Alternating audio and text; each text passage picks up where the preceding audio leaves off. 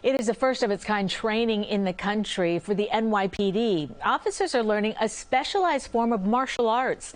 CBS News' Bauman got a first look at the course and explains why some say it'll make it safer to put a suspect in handcuffs.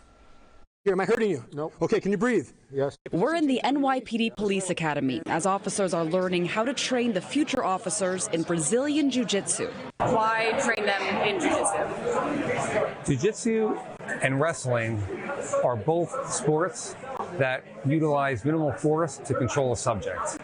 So by using minimal force to control a subject, you prevent injuries to both the subject, the civilians, as well as the officers. Let's roll in 3, 2, 1.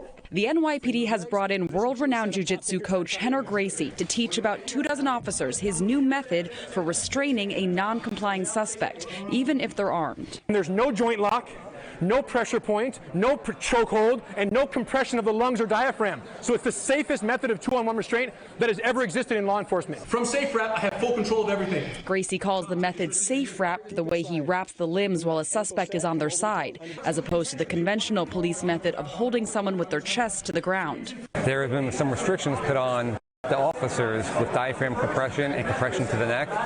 So we're trying to utilize different techniques that will not compromise anyone's breathing at all. NYPD officers are banned from using chokeholds under the Eric Garner Anti-Chokehold Act, and yet the number of complaints against officers using chokeholds have steadily increased over the past 4 years, according to the department's watchdog agency. Trainers say this new method could make arrests safer for suspects and police. And it's our hope that with the Safe Wrap system, cops will get better trained and more effective in their use of force, more reasonable in their use of force, so that over time we can repair the macro relationship between law enforcement and the communities they serve.